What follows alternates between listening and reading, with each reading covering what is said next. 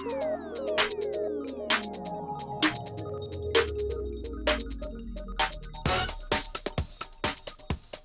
this is All Access with John Samuel. This is a show where we share stories of leaders, entrepreneurs, and advocates who are improving the lives for people of all abilities. Today, we have Jennison Asunción, who is the head of Accessibility Engineering Evangelism at LinkedIn and the co-founder of Global Accessibility Awareness Day. Jennison has started camps around the globe, and he's earned medals and awards for his efforts. And we're so thankful to have you here today, Jennison. Hey, John, how are you? Doing well. Thank you so much. I really appreciate you taking the time to speak with us and be the inaugural invitee to the show. Hey, well, congratulations to you for starting this up. This is exciting, a little nerve-wracking. It's early here on the West Coast, but I'm going to hopefully sound coherent. No, it sounds great. Thank you so much. You know, first, I really wanted to take the time just to get to know a little bit about your background and where you came from. And I think, if I'm not mistaken, you grew up in Canada? I did. I was born and raised, we'll just say in the early 70s in Montreal, which is in the predominantly French-speaking part of Canada. And it's important for me to mention that because obviously, at that point, I was a minority within a minority group. I first generation Filipino immigrant born in Montreal. I became blind when I was about a year and a half old with optic atrophy. So blindness is all I've really known. And I was mainstreamed, in quotes, if you will, into school with seeing kids. I then moved into a regular, again, in quotes, high school. Then went through college, university, did 2 degrees in university. Never thought I would end up in Silicon Valley because my first degree is in politics. Yeah, so that was that was my early, I kind of skipped around there, but that's my early, born and raised in Montreal, finished university, and then moved to Toronto, which is Canada's largest city. Yeah. We can kind of unpack anything you want in there. I learned Braille really early. I'm a huge Braille advocate. If you and I were together and we were talking, if I was smart, I would have a few Braille notes in front of me on little index cards just to keep me focused. No, that's actually a skill that I lack, and I've been told I need to learn. So my team they've given me something that looks like a little dreidel that I can feel, and it can turn the little dots around and kind of feel. So it's a skill that I want to learn, and especially in, like you said, in speaking engagements, it's a really important. Well, where Braille really came in handy for me, it was in a number of areas. One was in language courses. So I had to take French, living in Quebec, and Spanish, and I also took Latin in high school. Oh, wow. So particularly for the French and the Spanish, part of how you were graded was your ability to read out loud. Oh, and wow. So I needed the Braille in order to make that happen. Listening to a screen reader and repeating what the screen reader might say just doesn't make sense to me anyway. Yeah. The other place where Braille, the other 2 places where Braille came in handy was math.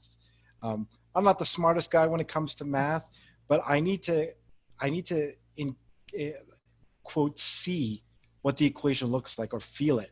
Yeah. Like all 20 steps. And I also need to feel if there are diagrams, like when I was taking a physics course here or there, or when I took calculus and all that stuff, all of those diagrams, someone could describe those to me till the cows came home, but I'm a physical learner and I need to actually feel stuff. I also love Braille maps. Oh, really? Yeah. Big geography nerd. So anything to do with tactile and all of that stuff is stuff I enjoy. Oh, that's awesome. I can only assume that you were a good student. Was that the case? Are we talking about academically, yeah, or being sent out into the corner? Well, both. I want to hear about both now. Honestly, I would say I was an average student. I suffered from math phobia in high school, and that was largely because there were well-meaning professionals at the time, and this was in the early 90s, Yeah. or what was that? The late 80s, early, like I graduated from high school in like the early 90s. And so back then, even back then, blind people were not necessarily being groomed to go after the big ticket jobs. It was, Yeah. and there's nothing wrong with these professions, but back then it was really lawyer or psychologist that were the domain of people who are blind, because apparently we're good listeners. The idea of us doing anything that does with math was unheard of. So I was getting signals, like I said, from well-meaning professionals telling me like, just just try and pass math. Just like, don't worry, like, don't expect to do really, really well. When you hear older professionals telling you these things, you kind of like end up thinking it's true. And like many people who are blind, visually impaired, or who have differences, I was subject to a certain level of bullying and other tomfoolery. And to be totally honest with you, because this is the only way I've known, and this is just me, I have never really spent any time wishing I could see or bemoaning the fact that I can't see. Now, the exceptions are like if I can't find my keys, or if I spill something and I have to wipe it up. But in general, and I obviously attribute this to my mom and the positive upbringing and support I got just as a kid through my family, because I know not all families provide that support. To me, it's just an attribute of who I am, and I kind of just like roll with it. You become very innovative because you always have to problem solve. And you have to be able to read people, because you may need to trust someone to give you a hand to go somewhere or whatnot. I often talk about like, who wouldn't want somebody who's blind to who's navigated through college or navigated through certain aspects in life, because we're problem solvers, right? Who doesn't want a problem solver on your team? And then, I think that having the support of your family and just, that's awesome, because I think the things that you've done, it's pretty cool stuff. And I think that it's a reflection of kind of where you've come from. I do a lot of travel and things like that. I really feel that there's an opportunity, because there's such mystique around people who are blind and how we operate amongst people who can see. And so as I go around in my world, in my life, and I'm traveling and I'm meeting new people and all that kind of stuff, I really do take those interactions as opportunities to make that as much of a positive experience for them as possible. Now, people will argue with me and say, that's not our job. And sure, like, I get it. And I don't do it, every single time, because every once in a while you meet jerks. or you just don't feel like you want to be the educator of the day. But I can, like, as someone who's blind, and I don't know if it's a sixth sense or just something I've developed, I can read the room and know if someone is uncomfortable or comfortable, and kind of try and help them kind of be comfortable. Because the way I feel about it is, they may well interact with another person who's blind or visually impaired. And I want to give them that positive experience. And I'm not saying like you're giving up your independence by being nice to seeing people, but I mean, we're humans, right? And I know that we're different, and I would rather take the opportunity when I'm feeling energized and stuff, of course, I'd rather take the opportunity to be that, for lack of a better word, ambassador, to kind of like kill any of those myths and just answer questions. Some of them are silly questions, but you kind of just roll with it. And of course, I have the opportunity to like stop that conversation whenever I want. At least I feel the same way as you, being an ambassador and sharing my story. And I often talk about, it's important that we share stories, because that's how we build empathy, and that's how we break down those kind of walls, those artificial walls that come up between people in general. And not only build empathy, but you're also building your network too. I mean, the person you're for sure could be someone who you know, didn't think that they would ever know a blind person, and who knows, that person could have the next job waiting for you like in a few years. So why not be nice? And right now it seems like there's a lot of stories about young students who are taking AP courses and they're not having Hmm. access to the Braille, accommodations or things That like upsets that. me. That I upsets know. me. I'd love to hear kind of what your thoughts are on that. Well, yeah, I mean, there's no way that I would have been able to even entertain, even though they were long-suffering courses. There was no way I would have even been able to pass any of those classes or any of those exams without having access to Braille. It's just what I need to learn. Yeah. Some people are good at audio. Like I know some, at least one or two blind people who can memorize 20 steps in a Yeah. calculus equation. I'm not. I need the Braille, and the fact that these students, if we're talking about the advanced placement classes, that in itself is stressful. Just even preparing for those exams, but the fact that they then had to pause preparing right up until like the 11th hour because I think they were only told that they wouldn't have accommodations that they needed up until the very end.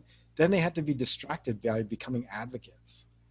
And that's a very fine line that we walk as people with disabilities. It's like there's our lives that we're trying to live, and then we also sometimes either by our own wanting to do it or because of circumstance, have to become advocates for ourselves, and that is a lot of energy, and it can Yeah. be distracting. I know when I was in university, um, I ended up taking on managing a lot of my own accommodations. The reality was that the Center for Students with Disabilities had so many students that they were dealing with, and I felt like if I could take care of my own stuff, I would be able to get things done faster, or at least like be able to manage that stuff, and like I'd be one less person they would have to worry about too, Yeah. to manage. And so, really, that's where I learned in university how I was going to explain to people what I needed to be successful. I would send my own letters to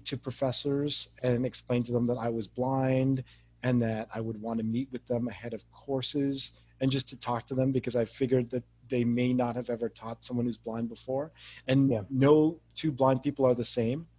And it was just an opportunity. So they weren't shocked like the first day to walk in and I'm like walking in. All of those skills that I learned, whether it was like managing, getting material put on tape or ordering stuff in alternative format or talking to professors, paid dividends later on as I went into my professional life, because then I was able to tell my different employers, hey, for me to be successful, I Yeah. need this. That's something that I actually struggled with when I was in college. I didn't know how to disclose, and so I didn't. And so I think I went a good while without knowing how to advocate for myself, right? Yeah, And and just like, the students we're talking about, you're having to carry a lot of extra burden trying to figure out solutions while right, you're also trying to learn and do your job. And right. yeah, it can be heavy sometimes. I got into computer science in university for some crazy reason. They let me in, but I Yeah. struggled and I had to decide what I wanted to do. And I decided not to do what my cultural norms were because I only did computer science. Part of the reason I did it was, frankly, as a Filipino, you are. It doesn't matter if you have a disability or not. I don't think, but you're Yeah. expected to be the lawyer, engineer, the computer scientist, the doctor. Now, I didn't. Being a doctor wasn't practical to me. Yeah. I didn't want to be the lawyer. So I thought the computer science would make my family proud and stuff, but it was miserable. Yeah. I flunked out of that. And then I said, you know what? I'm going to do something I really am interested in. And so I did a degree in political science. And that actually dovetails well because I was um, extracurricularly, um, that's a bad use of English, but I was heavily involved in disability student politics in Okay. Canada. I mean, you've done so much with these camps around the globe. Do you think it's that experience that's kind of driven you towards that, or what has been your reasoning for building up these camps? One of my passions is making it more, so the concept of accessibility, right? And making mobile apps and websites, making those things accessible to your average engineer or computer scientist or designer. Surprising to many who might be blind or visually impaired, not very many people have interacted with us in the main. Like we are still a minority. So a lot of people just don't know what they don't know. So I've always been passionate about making accessibility accessible, right? And so I've wanted to make it something that engineers and designers find curious and find fun and interesting. So I had an opportunity. I found out about this accessibility camp that was run in Washington, D.C. in 2009. Okay. And I had never heard of it before. But it sounded really wild. It was like, show up at this thing, we'll like throw ideas up on a wall and we'll create a schedule and we will just like learn about accessibility. And I thought that was really wild. Yeah. And so I just flew to DC just to see what that was going to be like. Now I had already been working in accessibility. I started full-time in accessibility in 2006. Okay. But so where it was, came into this room with all of these designers and engineers, many of whom had never thought about accessibility before. And then there were people with disabilities in the room as well, and people who worked in accessibility full time, like myself.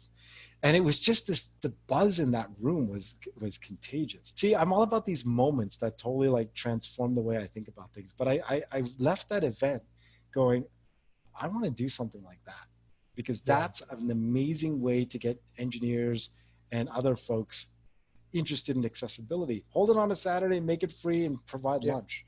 So then so it took me a couple of years, but I started an accessibility camp in Toronto in 2011, but I helped start an accessibility conference in Boston the year before. I was part of a committee, but I started my own accessibility camp in Toronto in 2011, which was a precursor to to Global Accessibility Awareness Day, which is a totally different animal. But yeah, there was an accessibility camp in Toronto, and then we spun one up in Los Angeles, and now I run one here in the Bay Area as well. And it's just an opportunity. It's not meant to be a stuffy conference, like an academic conference. It's meant to be really relaxed. And I think it is a great transition to, Global Accessibility Awareness Day, which I think you may be most famous for co-founding. And I'd love to kind of hear how this all came about. Joe Devin, who is my co-founder and partner in crime on Global Accessibility Awareness Day, this really started with him. So we'll park my involvement for a second to just give you the 30-second about Joe. So Joe Devin was your everyday developer. And he developed, worked on like AmericanIdol.com and those kinds of websites as a mainstream developer. Yeah. He had an opportunity to see a YouTube video of a blind person using a screen reader. His name is Victor Saran, who's now with Google. But for Joe, that was the first time he had ever seen someone using a screen reader, and just even like the concept of a blind person operating a computer.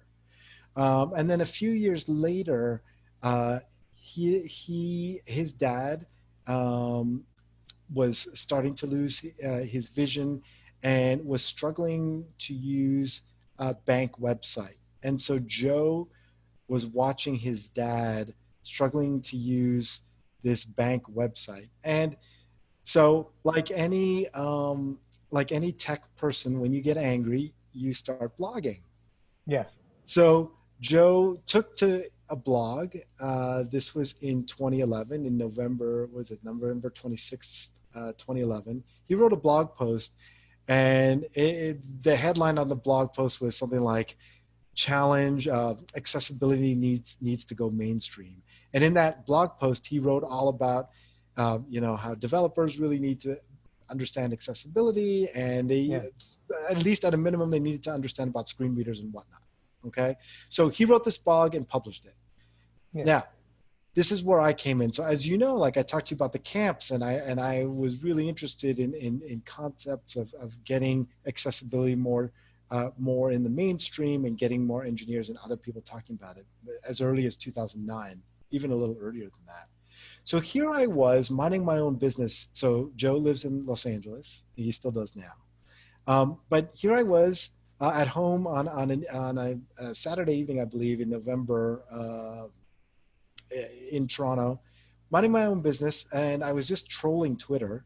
Yeah. I happened to be home that night, and by happenstance, I came upon a tweet that said, Joe Devon has just published this blog post, and it had that tagline on it. So I was really curious, and I activated the link, and I read the blog post, and I'm like, goodness, like this is like amazing. Like this person who like really has like no connection that I know of to accessibility himself, or working in accessibility, wants to do something. So I responded to his blog post immediately and said, hey, I'm interested in the same thing. If you want to do something, let's do it. Yeah.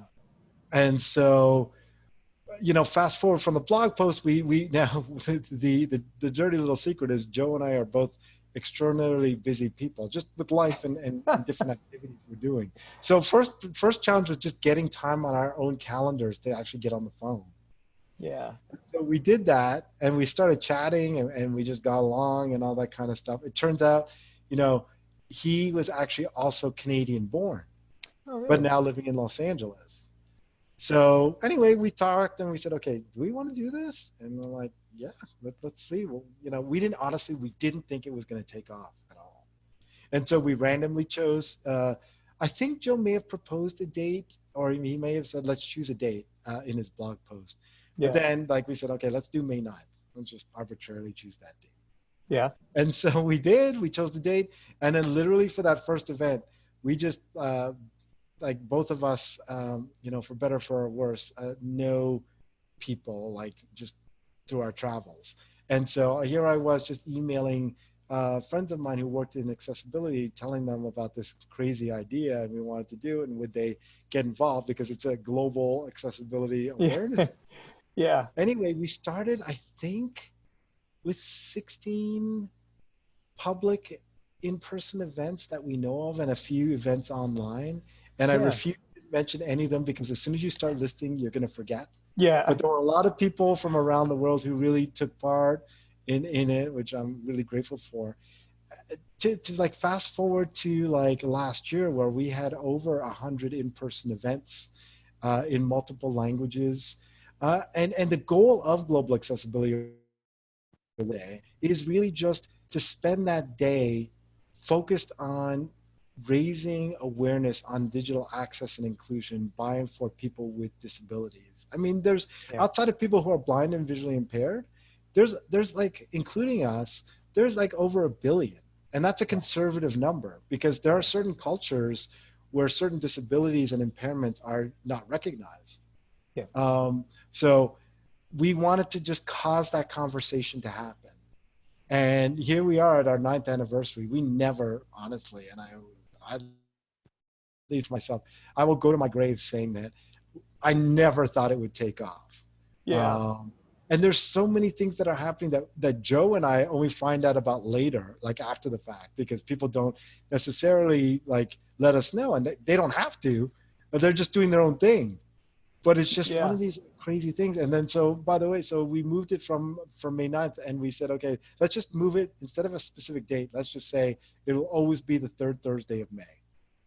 That's awesome. And then we'll just leave it there. Yeah. And yeah, so next year's our 10th anniversary. And it's a fun thing for Joe and I. It's a little stressful, we're all working on it like this, like little sleep these days because everyone is last minute. They're telling us about events. They want to talk to us. They want all kinds of things, right? Yeah. All kinds of people. Yeah. Thank you. Right. But yeah, so that's how Global Accessibility Awareness Day started. But it's taken on a mind of its own. Like at this point, Joe and I, well, the way I describe it is we've created this platform, and we let people just do what they want with it, so long as it sticks with the theme of digital access and inclusion for Yeah. people with different disabilities and impairments. How are you celebrating God this week? Oh boy. Well, I'm doing a couple of like cameo appearances in different events, just doing some greetings for different events that are going on. We Joe and I did one for an organization in China that's celebrating GAD. So we pre-recorded that last week. I did another pre-recording last night for an event in Japan. Um, I'm sitting here and really pumped to be talking to you for GAD, Yeah. about GAD. And on the day itself, let's see if I know this right. I think at 4 in the morning, I am greeting an event that's happening for the first time in the country of Azerbaijan, which is a Oh, country. wow. So they're holding an event for the first time, and they asked if Awesome. someone would come and greet people. So I'm going to do that. Then I'm doing a webinar whose target audience is Africa, predominantly Kenya. It's Oh, called awesome. Inclusive Africa. I co-lead something called the Bay Accessibility and Inclusive Design Meetup Group, and we're going to celebrate GAD that evening, Thursday night, and that will be my last official responsibility for GAD. Joe and I honestly we just didn't know what was Yeah. going to happen, but obviously a lot of people have taken advantage of the virtual meetings and all this stuff. And we right now have, if you go to globalaccessibilityawarenessday.org, there's over 100 events and activities that are happening Wow. around the world. That is, So again, Joe and I just like we don't even know what to say anymore. Like at this yeah. point, it's like this animal on its own, and it's amazing. And, Yeah. and for me, like people ask, like what does it for you? And for me, it's the new events that pop up. Much respect to all of the events that have repeated over the years, and we're grateful for those. But like Azerbaijan, my goodness, Yeah. having them join Global Accessibility Awareness Day. Having the gaming industry really pumped about making gaming accessible and really pushing it during Global Accessibility Awareness Day. Having new themes like virtual reality and some of the other stuff coming. Yeah. But just, yeah, so it's some of those new things and seeing more languages being spoken, because it is Global Accessibility Awareness Day. It isn't Global English Only Accessibility Awareness Day. Do you have any goals for it in the next 10 years or so? Yeah, well, we want to do something more, because everyone's talking about a Global Accessibility Awareness Day, and then what happens like 364 days the rest of the year, right? Or Yeah. 365 days if it's a leap year. Um, and so Joe and I want to do something that would carry on the mission of GAD the rest of the year. So stay tuned for more on that next year. There's a little teaser. All right. That's awesome. It really is cool. I've only been in the accessibility space for the last few years, and I remember the first time I read it and wanting to do something, and writing a blog and these type of things, and and it can be as small as that. I think that, Yeah, oh, absolutely. It could yeah, be you having coffee with a designer or a software engineer or a QA tester yeah, or a venture capitalist to just talk to them about what accessibility is. Like yeah, it could be something that's in, or you could organize like a international like symposium. I want to get back to something real quick. yeah, for Just sure. talking about accessibility as a profession and my the way I navigate around inaccessibility. I mean, I am completely blind, as we've talked about before. Yeah, I've said this in other places, but I would not be doing my job as an accessibility professional if I focused strictly and exclusively on issues that impact people who are blind or visually impaired. There are people with a variety of other disabilities. So sort of as part of my like understanding and learning about other people with other disabilities and impairments, It's still a learning for me, but it's important to understand those other disabilities and impairments and what the impacts are. Because when I walk into a room, and with my white cane, most people would automatically assume that I'm going to sit there and just talk about alternative text descriptions for images or things like that. And again, like I said, as an accessibility professional, who is like, my job is to make the lives of people with all types of disabilities and impairments that much better in the digital space. I need to be advocating for all disabilities and impairments. And I raise that because there's sometimes this like assumption, even within the blindness community, that is my one and only focus. I'm totally with you. I think that people assume it's like the one-trick pony, right? But I think it's actually, accessibility is for every, we think about it in that whole broader sense when we talk about it. But sometimes just think, when they see the white cane, they think I'm only talking about the issues related to the visual impairments. But I think that accessibility in general benefits everybody. Oh, and that's part of that awareness that we have to, non-disabled or disabled, right? I think there is accessibility benefits us all. Right. And as you know, there are people who could have temporary disabilities or situational, and people are getting older. And so it isn't just people with permanent disabilities or impairments that can be positively impacted by moving the needle on accessibility. I really appreciate this, Jennison. I think that I'm super excited about Global Accessibility Awareness Day this year. And I think especially in our current times, living in a virtual world, that it's even more important that we think about digital accessibility and access for all. So I thank you for taking the time to speak Absolutely. with me. Thanks, man. No, I appreciate it. And good luck with your show. Thank you so much.